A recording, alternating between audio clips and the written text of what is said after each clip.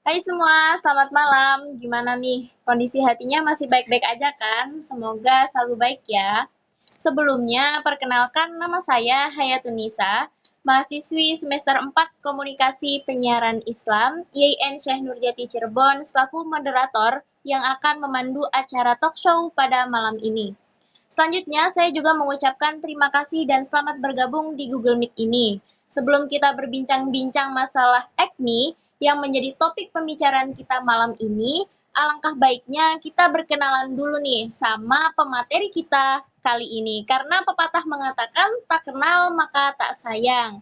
Maka izinkan saya memperkenalkan wanita cantik yang ada di sebelah saya ini. Jadi kakak cantik ini bernama Kak Siti Nur Ajiza Halo semuanya. atau biasa disapa Ajiza. Kak Ajiza ini adalah teman saya di waktu SMP. Dia saat ini sedang menempuh pendidikan keperawatan di Stikes Cirebon. Berbicara tentang acne, Kak Ajiza ini salah satu orang yang berpengalaman sebagai pejuang acne. Setelah kita berkenalan, nah untuk mempersingkat waktu, teman-teman pasti udah nggak asing kan dengan istilah acne? Karena hal ini sering banget kita temui di kehidupan kita, khususnya kita para perempuan. Tanpa basa-basi, langsung aja kita kupas tuntas acne story dari Kak Ajiza ini. Kak Ajiza, ada nih teman-teman yang nanya, coba sih Kak ceritain pengalaman Kak Ajiza dari awal sampai sekarang mengalami jerawat gimana? Oke, kali ini saya izin untuk sharing ya kepada kalian. Jadi saya tuh ketika jerawatan itu ya sama seperti kalian, jerawat pada umumnya kan. Ketika pas waktu SMP, kelas SMP kelas 9 tuh muncul pertama-pertama. Ya aku kira orang tua mikir paling jerawat dalam bahasa Jawanya berak tau nggak? Jadi kayak lagi senang sama seseorang, timbullah si jerawat itu.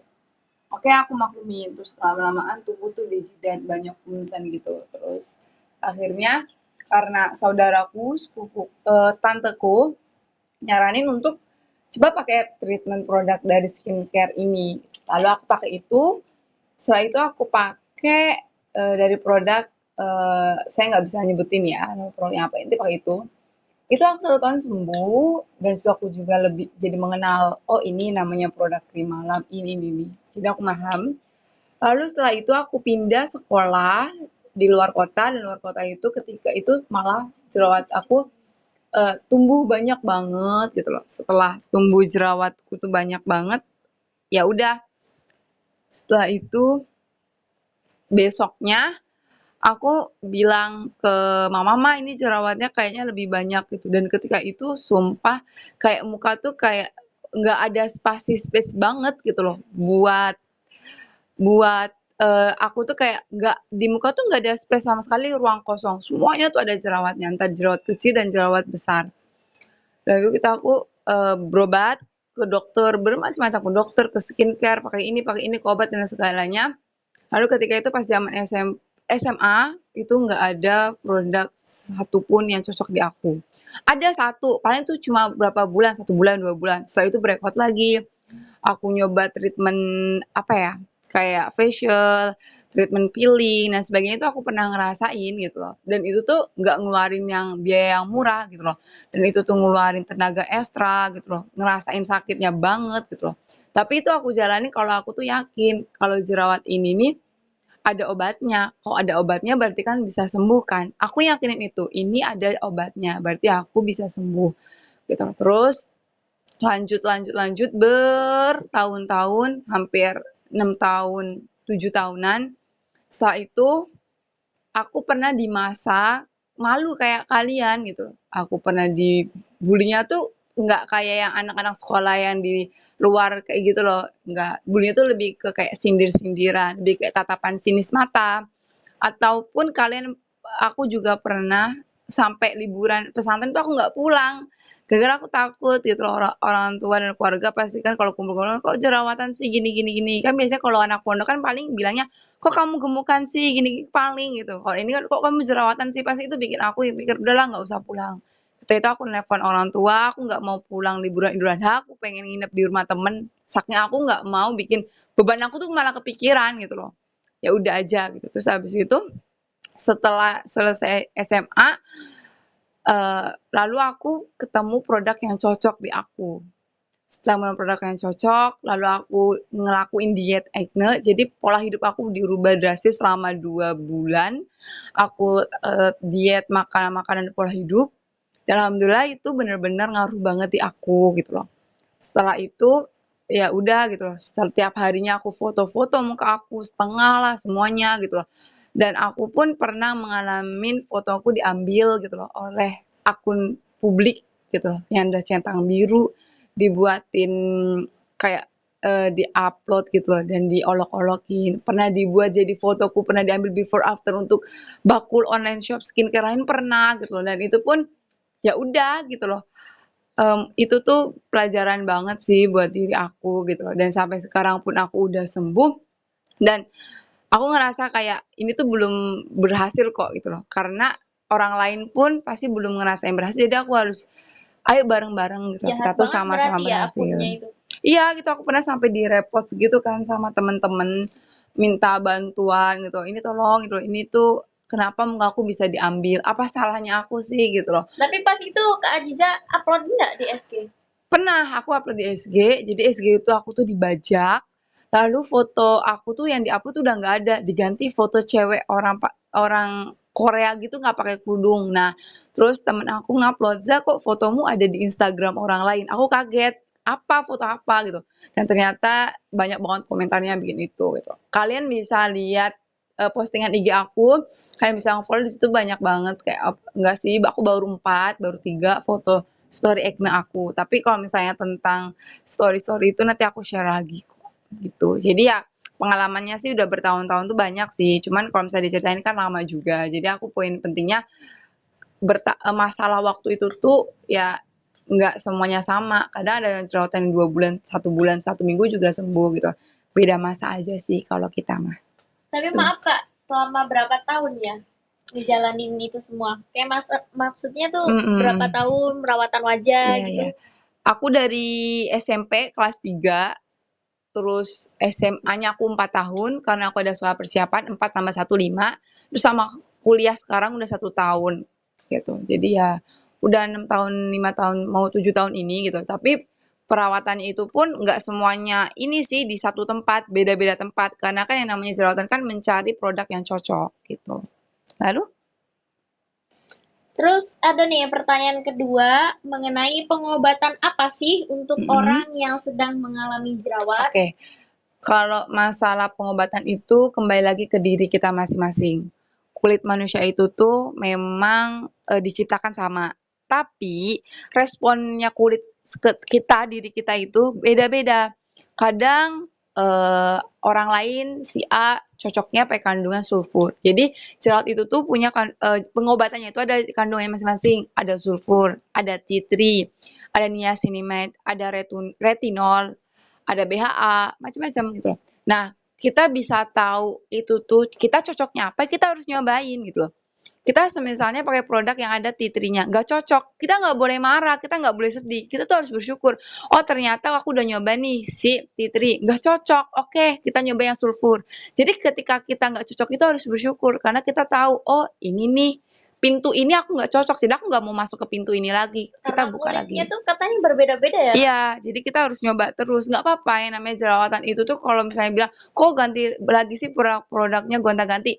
Nggak apa-apa kok, yang namanya gonta-ganti produk itu kalau misalnya dalam artian produknya itu tuh aman. Kalau misalnya kita gonta-gantinya ke produk yang nggak aman, ya nggak usah, gitu. Tapi ada nggak sih yang nggak jerawatan sama sekali gitu dari muda sampai tua? Mhm. Ada sih, karena kan yang namanya tipikal jerawat, itu kan ada faktornya, ada genetik, ada namanya hormon, ada ini. Ya mungkin orang tersebut, belum merasakan ya, yang namanya jerawat itu tuh nggak menentu timbulnya di muka guys, karena jerawat itu bisa timbul di punggung, bisa di dada, bisa di area kemaluan pun bisa itu jerawat. Pokoknya jerawat itu muncul di area kulit kita yang mengeluarkan sebum, minyak gitu loh. Jadi nggak tentu di muka, mungkin orang lain nggak jerawat di muka, tapi mungkin bisa di paha. bisa di bagian telinga yang tertutup itu bisa. Jadi semuanya itu tuh nggak bisa dibilang jerawat itu pasti di muka, enggak. Kalau aku seringnya ini loh Kak, Gimana? beruntus-beruntus di Nah, jidat itu jerawat atau apa? beda. Iya banget. Namanya jerawat jerawat dan komedo itu beda ya teman-teman. Kita tuh nggak boleh mengartikan kalau yang namanya jerawat itu tuh udah menjadi sumbatan, bisa keluar. Kalau beruntusan itu tuh kayak komedo gitu. Jadi penanganan komedo dan jerawat pun berbeda. Jadi saran aku kalau misalnya kalian mau menentukan itu tuh komedo atau jerawat ataupun benjolan yang segolongan itu tapi beda jenis, itu kataku saran aku periksa dulu ke dokter. Nggak harus ke dokter kulit kok untuk menentukannya. Ya kalau misalnya lebih biar tahu jelas ke dokter kulit boleh. Kalau misalnya mau ke dokter umum juga bisa gitu, nggak apa-apa.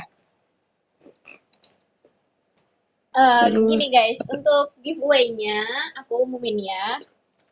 Giveaway-nya ada deh, nanti masih dirahasiakan ya, nanti dapat mm-mm. apanya.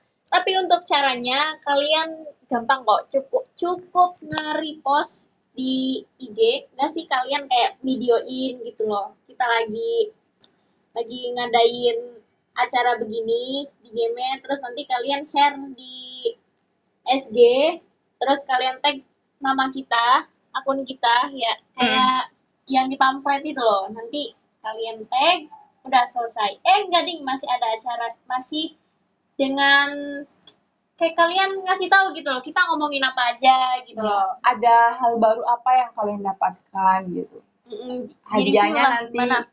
menyusul ya. Intinya hadiahnya surprise. Intinya bisa bermanfaat insya Allah. Tuh. Terus lanjut lagi Kak. Oke, lanjut. Ke pertanyaan ketiga ada nih teman kita yang nanya, hal toksik apa yang pernah dialami orang-orang yang berjerawat? Oke. Yang namanya toksik kan racun ya. Jadi hal-hal toksik itu bukan hanya untuk yang dialami itu hanya untuk orang-orang yang berpacaran. Karena mikirnya toksik itu pasti berhubungan dengan pacaran. Enggak guys. Karena kehidupan kita tuh pasti ada toksiknya. Entah dari pertemanan, entah dari keluarga, entah dari pasangan, entah dari lingkungan perkuliahan, sekolah pun ada hal toksiknya. Nah, tapi toksik bagi orang yang jerawat itu adalah yang pertama adalah mungkin dari diri kita sendiri. Mungkin kita yang kurang menerima Allah ngasih ujian jerawat, terus kita nggak nerima. Nah, nafsu kita, diri kita itu bisa menjadi racun untuk diri kita sendiri. Dan juga kalau misalnya dalam hal toksik itu pertemanan. Kita jerawatan nih, kita ngalamin hal sesuatu penyakit apapun deh, atau lagi down apa misalnya. Temen kita tuh ya menurut dia itu tuh memberi saran. Tapi memberinya cara menyampaikannya tuh salah gitu. Jadi kayak sok tahu gitu loh. Padahal kita tuh udah lebih tahu dari hal itu gitu loh. Terus bisa juga toksiknya karena dari bullying itu, hal-hal toksik yang bikin dari kita jerawatan jadi susah mendapatkan pasangan pun bisa gitu loh. Itu hal toksiknya. Tapi nggak semuanya cowok itu atau cewek mau menolak orang yang berjerawat, enggak. Karena yang jerawat itu tidak memandang gen. Jadi mau cowok, mau cewek, mau manula, mau anak-anak pun pasti bisa ngerasain jerawat kok. Jadi nggak melulu cewek tuh pasti jerawatan, enggak guys. Cowok juga bisa jerawatan. Dan toksik-toksik yang lain pun banyak gitu loh di dalam kehidupan kita. Kita di body shaming, kita lagi jalan diliatin, kita lagi makan, terus karena kita tutup masa misalnya jerawatnya di jidat, pasti orang lain ngeliatnya langsung ke jidat kita. Itu adalah kayak pandangan yang bikin kita tuh nggak nyaman. Apa sih gitu, ngapain diliatin gitu. Kita salah kostum apa, kita salah apa gitu. Pasti pernah ngerasain itu. Tapi pas waktu itu Kak Aziza menghadapinya gimana? Cara ngadepinnya aku mikir gitu. Aku berpikir kalau ya ini adalah jerawat yang bisa sembuh, ada obatnya. Jadi aku bisa gitu loh. Jadi aku bilang gitu ke diri aku mindset positif kalau aku mikir aku bisa sembuh. Orang lain tuh banyak yang sembuh, aku nggak boleh gitu. Jadi misalnya kalau misalnya aku nggak mau, aku udah sayang gitu udah diproses dengan ini. Masa aku udah ngalamin beberapa proses downnya Indro ini, masa aku bisa tiba-tiba berhenti kan nggak sayang banget gitu loh. Jadi ya bisa gitu loh. Itu Pasti sih. berat banget ya Kak pas waktu itu. Mm-mm. berat juga sih dipikir-pikir. Tapi kalau dilaksanain ya lebih berat. Tapi ya nggak apa-apa, kan namanya juga kan proses. Nggak apa-apa sih. Lanjut pertanyaannya apa lagi nih ya? Enggak, dari teman-teman sendiri yang udah hadir Ya, pada bakali mau Q&A bertanya. kali ini. Barangkali ada yang mau bertanya, boleh banget. Mau nanya-nanya tentang kulit kalian, itu gimana? Ada yang mau bertanya apa tidak? Kalau nggak nanti kita sambil seling-seling lagi aja Kak. Barangkali ada pertanyaan lagi. Nggak ada yang mau bertanya, saya lanjut ke pertanyaan yang terakhir dari mana ini Kak? Iya. Pertanyaan dari IG ya. Pantangan apa sih yang nggak boleh dilakuin oleh orang yang berjerawat? Ya, aku cuman mau bilang setiap manusia itu berbeda-beda. Kadang bagi aku sendiri, aku itu tuh pantangannya makanan manis dan pedas. Contohnya makan boba, minum boba. Itu aku makan dan minum boba, 1 biji aja besoknya langsung jerawatan. Jadi setiap orang itu punya alerginya masing-masing ya. Jadi kadang ada yang makan telur, besoknya ini, langsung makan seblak, langsung ini, macam-macam. Apa itu tergantung kulit, Kak? Nah, tergantung kulit, tergantung respon tubuh kita. Jadi menurut aku kalau amannya itu kalian bisa tes coba dulu. Kalian lagi jerawatan.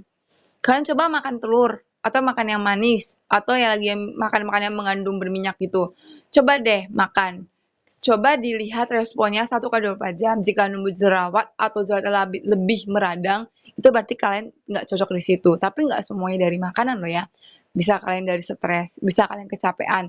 Yang paling penting adalah kalian itu adalah salah dalam siklus tidur.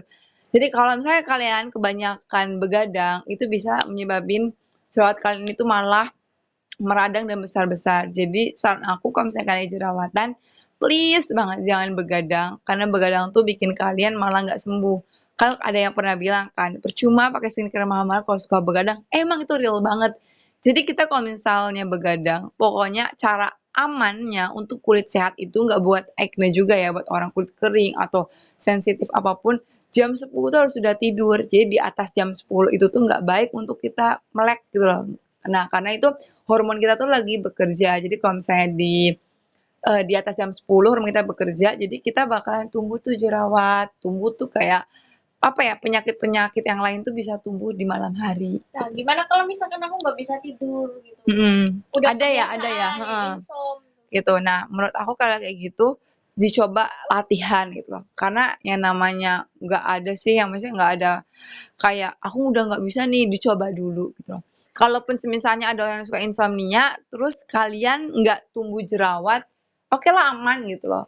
Nggak apa-apa gitu. Tapi menurut aku saran aku dicoba dulu, diatur, biar kalian tuh terbiasa nggak kayak gitu. Karena bahaya banget bagi kalian, apalagi kalau perempuan ya, hormon kalian itu tuh berpengaruh untuk kalian untuk hamil. Itu juga berpengaruh. Jadi bahaya banget kalau misalnya nentuin jerawat tuh nggak harus yang mewah-mewah atau ngeluarin uang kok.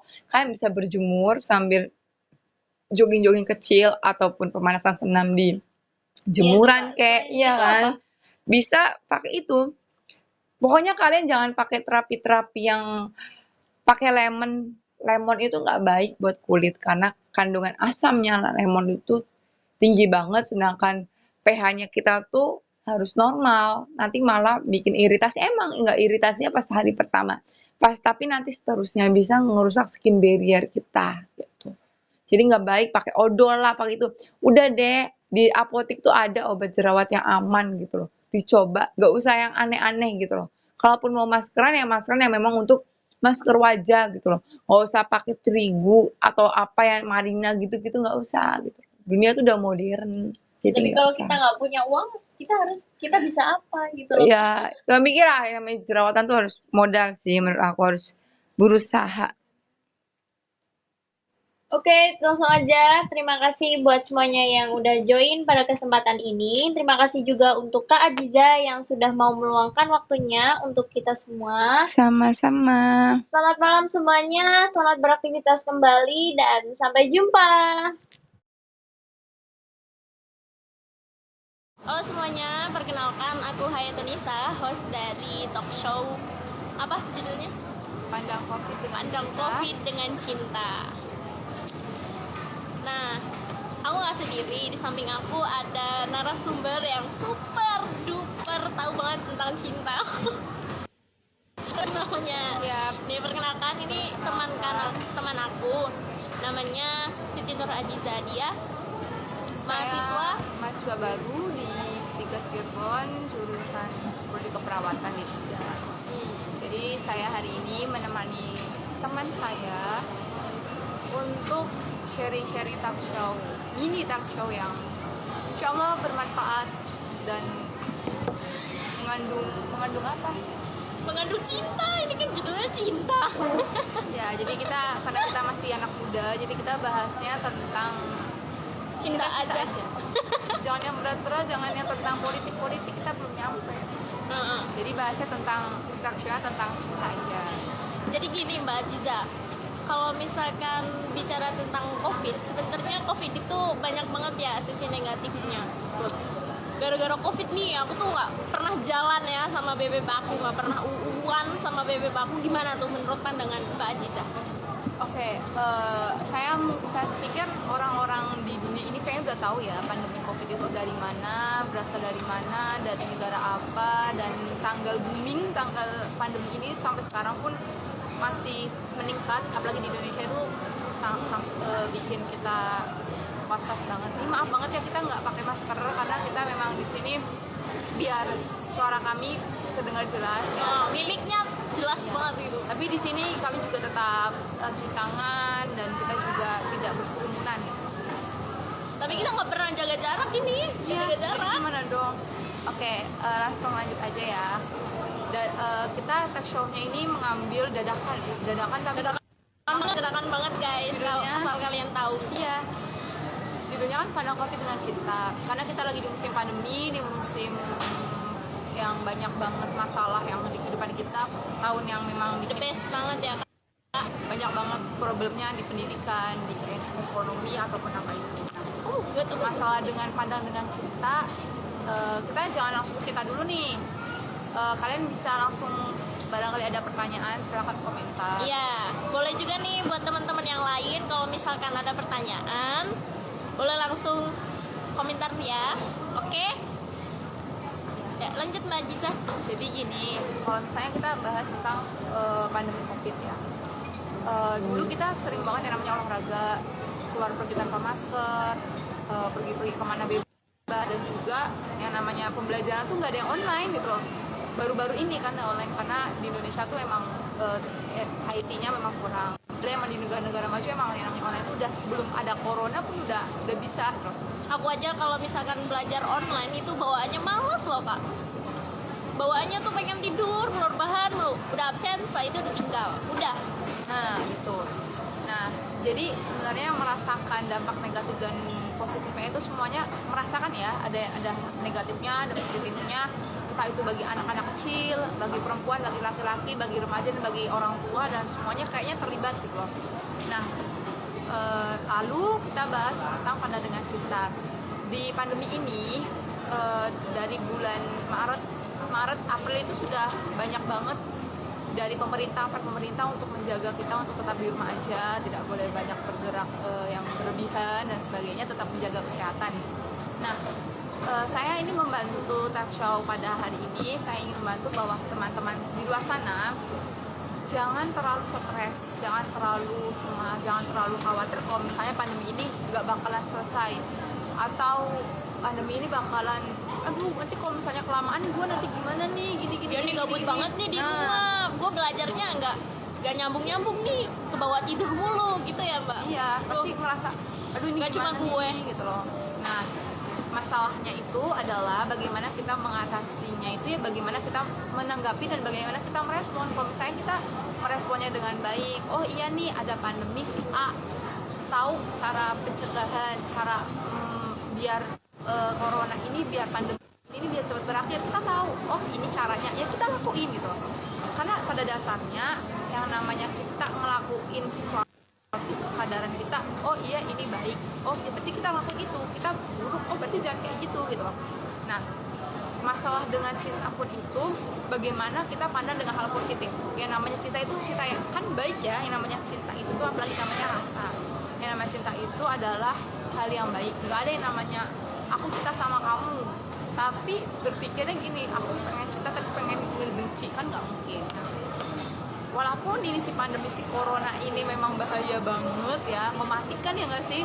Mematikan. Nah, udah nempel di badan kita, udahlah umur udah nggak ada yang tahu tuh, udah pasti mati ya mati, iya gitu loh. Apalagi sekarang belum ada vaksin. Vaksin yang Tadi gue denger vaksinnya nggak itu ya, Iya. nggak menyembuhkan, malah katanya kena HIV, terbahaya lagi. menambahkan penyakit. Nah, Jadi kita itu nggak perlu mandang COVID secara negatif gitu maksudnya. jangan negatif dulu, lanjut ya gitu loh. Nah, kita udah tahu nih, oh ya si corona ini kayak gini gitu. Dosa banget itu yang bawa corona ke sini. Itu udah aturan dari Gusti Allah ya, kita syukuri aja gitu. Nah, dari maksud pada talkshow ini adalah pandang COVID dengan cinta, bahwasannya hal-hal yang buruk itu pasti terdapatnya ada hikmah, ada rasa yang sayang, yang cinta yang gede ya. Sama aja kayak Tuhan kita. Barangkali di sini ada yang nontonnya bukan non Islam ya, jadi saya nggak manggilnya, mengglobalkan aja gitu. Bahwasanya Tuhan itu tuh memberi keburukan pasti ada keindahan. Allah, takutnya ada ya orang gitu ya. Tuhan aja lah. Tuhan misalnya memberi kita misalnya kita pasti remaja ya, pastilah karena ngalamin pacaran kan gitu. Nah, kita pacaran sama orang, pasti orang itu punya kekurangan. Nah, kekurangan itu tuh kita pandang dengan cinta. Jangan kekurangan itu dipandang dengan kamu nih orangnya kayak gini, kamu nih kayak gini gitu. Jangan pandang kekurangan itu tuh dengan hal yang keburukan yang gak bakalan bisa kita diterima. Sebenarnya yang namanya cinta itu adalah bagaimana kita menerima, bagaimana kita membawa, dan bagaimana kita merespon hal itu tuh menjadi hal yang sehat, hal yang baik, hal yang istimewa. Karena nggak semuanya yang namanya pacaran itu tuh bisa sehat, bisa baik, dan bisa dibawa dengan hal yang dewasa. Karena banyak banget ya di luar sana yang mengalami masalah percintaan itu tuh kayak aku ngerasa kayak dijudge nih gitu, aku belum bisa membawa masalah percintaan aku menjadi hal yang baik. Banyak sih di luar sana. Nah, apalagi di pandemi sekarang, contohnya pandangan yang kita terhadap cinta pada COVID nih, kita nggak boleh yang namanya terlalu membenci banget pada COVID. Bentar dulu, sebenarnya menurut Mbak sendiri tuh apa dampak baiknya ke Mbak? Dampak baiknya kepada COVID, adanya COVID bagi diri saya itu adalah dengan adanya COVID ini saya lebih produktif, lebih tahu mana hal yang dikerjakan dan mana yang tidak dikerjakan. Apalagi kita di rumah aja, kita jadi tahu, oh iya nih pekerjaan Produktif, guys. Pekerjaan yang bisa dilakukan di saat di rumah aja. Apa aja sih gitu loh. Jika kita punya HP nih, apalagi kalian anak KPI ya, apalagi saya lagi bawa anak KPI. Yang namanya KPI itu yang namanya IT, teknologinya tuh harus banget dan harus banget mengerti dan paham betul bagaimana cara membawa teknologi itu menjadi yang lebih baik. Nah, saya pun di sini juga bilang ke kalian bahwa kita walaupun di rumah aja kita harus produktif. Buatlah akun-akun yang memang dapat diterima di publik. Buka online sosial media yang tidak membuat apa yang misalnya kita mahasiswa ya, gak usah model yang gede-gede dulu gitu loh. Tapi Mbak bosen, tahu nggak sih kalau di rumah aja tuh bosen. Kita lakuinnya ya memang kalau misalnya kita dalam hal perspektif, dalam hal yang kalau misalnya kitanya enjoy ya, kita enjoy gitu. Jangan sampai kita tuh menekan diri kita kalau misalnya takutnya stres ya gitu. Apalagi kita anak-anak muda ya, biasanya nongkrong ya nggak sih, nongkrong pulang kuliah nongkrong buat tugas bareng-bareng, apalagi sekarang nggak bisa. Nah, itu jangan sampai terjadi diri kita jadi kayak diri kita tuh jadi kayak down, ngerasa frustasi, ngerasa kayak terberatkan gitu gara-gara corona. Banyak hal yang bisa dilakukan di rumah aja tapi tetap produktif dan bisa menghasilkan karya. Terus ini Mbak ada yang nanya, COVID-19 kayak perempuan datang cuma nyakitin aja, gimana tuh? Gimana tuh, ada yang komen gitu loh Mbak? Siapa itu? Sebenarnya gini, yang namanya masalah datang dan begitu bukan aturan kita ya, sebenarnya itu tuh udah ada yang mengatur gitu loh. Datang dan pergi, oh begitu udah ada yang saja. udah ada yang izin nih, apalagi Tuhan kita ya, apalagi nih COVID ini nah yang memberi dan yang mengatur itu adalah Allah SWT, Tuhan kita. Jadi dialah yang mengatur kapan COVID ini selesai, kapan ini akan berhenti. Nah, masalah kita tentang perempuan ya, tergantung masnya, tergantung masnya. Kalau misalnya masnya memang dianya cinta banget, ya bakalan dikejar kok. Tapi kalau misalnya memang mas sama mbaknya emang lagi kurang ini ya susah. Jadi ya gak semuanya perempuan atau laki-laki menanggapi yang namanya masalah cinta itu dengan kepergian, karena ada yang namanya pergi itu tuh bisa menambahkan cinta. Kadang kalau misalnya kita pergi, oh ya kita menghindar, tapi menghindar kita tuh tahu, oh iya aku pengen menghindar nih biar kamu tetap semangat. Kayak misal mantan gitu, udah ditinggalin, tambah cinta, malah minta balikan. Sebenarnya kalau misalnya balikan Emang COVID gitu? Gak mungkin lah ya. COVID nggak sejahat guys, COVID itu nggak sejahat itu. Kok bisa gitu? Kok bisa bilang gitu, gimana? Kan Enggak. COVID mematikan, bikin orang mati. Nah. Banyak banget Indonesia yang mati rata-rata Nah COVID ya 8.369. banyak yang meninggal. Nah itu kenapa COVID Salah, 156 orang yang meninggal pas 3 Desember. Nah, itu tuh penyebabnya. Kenapa adanya ketingkatan kematian atau bertambahnya kasus si corona ini ya karena ketidaktahuan dan ketidakmauan kita menerima dan mengerti tentang corona itu. Adanya corona udah tahu, kita tetap pergi yang nggak ada manfaatnya. Udah tahu ada corona, kita nggak mau cuci tangan, nggak mau pulang-pulang langsung mandi, langsung membersihkan. Udah tahu ada corona, kita tetap aja hura-hura, traveling, plesir. Nah itu sebenarnya penyakit dari itu. Nah itu sebenarnya penyakit dari kita. Oke, kita langsung ke materi ya. Materinya kita adalah pandang corona dengan cinta. Artian dengan cinta bahwa adalah yang cinta itu adalah hal yang baik, hal yang istimewa, hal yang anugerah ya, yang setiap ada di perasaan hati. Jadi bukannya COVID aku cinta, bukan gitu ya? Jadi bukan dalam artian oh ternyata kita harus mencintai COVID nih gitu loh. Kita nggak harus cinta sama COVID nih, kita nggak boleh cinta sama saya, nggak kayak gitu sayang. Maksudnya adalah Please ubah mindset kalian gitu. Kita pandang bahwa pandemi ini bahwasanya ada kebaikan-kebaikan yang kita terima, ada keberkahan-keberkahan yang bakalan kita menikmati. Dengan adanya COVID kita bisa berhubungan dengan orang tua dan keluarga itu lebih erat. Di rumah aja lebih banyak komunikasi antara dulu orang tuanya yang jarang banget komunikasi, sekarang komunikasi. Nonton TV bareng, gitu. makan bareng. Dulu yang dulunya sekarang lagi punya pacar, biasanya jalan-jalan, sekarang lagi ada COVID, bisalah diubah dengan cara komunikasi virtual, yaitu entah video callan, entah dengan teleponan. Ya udah bikin uhunnya di konten, itu aja, gitu di loh, konten ya udah. buat konten TikTok itu kita upayakan aja udah gitu loh. Nah kan kita juga bisa jadi nabung tuh, jadi kita biasanya Biar ada kenangan gitu. biasanya 1 bulan kita jalan-jalan ke mall, nonton bioskop sama pacar, 100.000 misalnya, terus kita nabung jadi dihitungin, setahun nih ada corona nih, nggak nyangka 1 juta, kan lumayan 1 juta tuh gitu. Terus dari situ kita paham betul mana yang kita harus prioritaskan, mana yang tidak. Sebenarnya keluarga itu nomor 1 ya, dan juga pendidikan terutama itu adalah jadi adanya corona COVID ini, jadi kita paham betul mana yang harus disamakan gitu sayang. Jadi corona itu tuh nggak semuanya berpandangan negatif. Jadi untuk teman-teman gak ada yang mau nanya nih, mau komen gitu, mumpung ada banget nih yang namanya ahli cinta. Sebenarnya Mbak Aziza itu udah punya mantan berapa sih? Enggak, jangan deh, saya enggak Punya mantan banyak ya? Udah tak bahas apa lagi nih Si Mbak, kalau Mbak sendiri itu mandang cinta itu gimana? Oh gini, Mandang cinta mandang itu gimana? cinta, ya namanya cinta ya, kita tuh tidak bisa menolak. Oh iya, ternyata saya suka sama orang ini.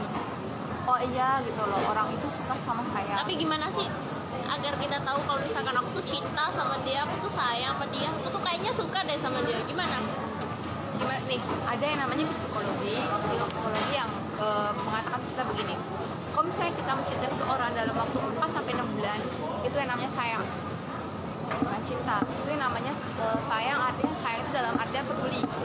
Saya tuh peduli, saya memberi waktu untuk kamu.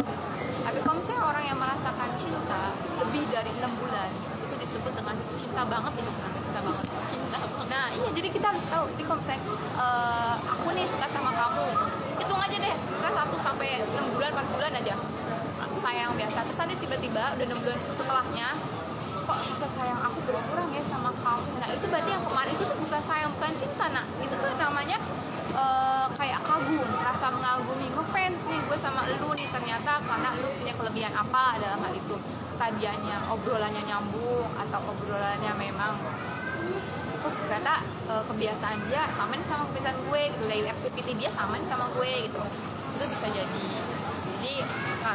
itu ya menurut pakar psikologi seperti itu. Jadi nggak semuanya hal yang itu dianggap cinta, itu nggak semuanya sama, beda. Gini Mbak, aku tuh lagi suka sama orang, tapi gimana sih caranya supaya kita tahu orang itu tuh suka nggak ya sama aku? Bagaimana cara merespon dia, bagaimana orang itu respon kita ya, itu kita tidak bisa ngasih harapan penuh ya sama orang lain. Aku suka sama kamu nih, please dong balas perasaan aku. Nggak boleh gitu, nggak boleh, karena itu adalah haknya mereka menerima atau menolak ya. Haknya kita hanyalah gue sama-sama lu, ya udah gitu loh, ungkapin aja, ungkapin gitu. Nah masalah dia merespon atau tidak itu adalah circle yang memang dia mau atau tidaknya itu hal yang dia yang bakalan mengungkapkan. Nah masalahnya itu adalah bukan kalau misalnya kita sama-sama orang nih, sebenarnya yang paling istimewa itu tuh prosesnya nggak sih? Kalian ngerasa nggak sih kalau misalnya pacaran, kalau misalnya udah jadi pacaran tuh kayak ngerasa B aja ya gitu, gue sama dia kok B aja ya gitu. Beda kalau pas waktu masih proses PDKT mengejar, itu sumpah kayak ngerasa ada rasa kayak menggebu-gebu, gue pengen banget dapetin. Tapi kalau misalnya udah ngedeketin, udah didapetin tuh kayak ngerasa oh kayak gini ya ternyata ya jadi pacarnya dia, bosenin ya gitu, oh ternyata kayak gini ya gitu.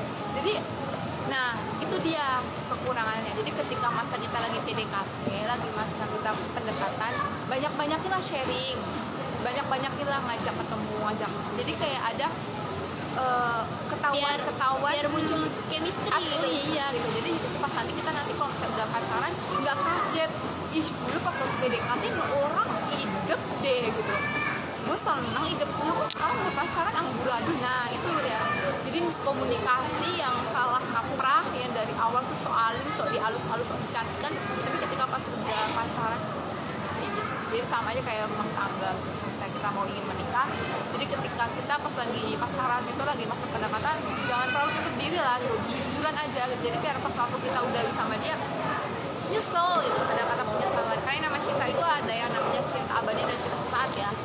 Orang manusia, orang yang hidup aja ada yang cintanya nggak sama, cintanya pendek ya kata orang-orang tua mah, yaitu cinta yang biasanya cerai, cinta pendek. Terima kasih untuk teman-teman yang sudah menonton. Terima kasih banyak kepada narasumber kita, Pak Rizla. Ya, saya akhiri talknya. Terima kasih dan sampai jumpa.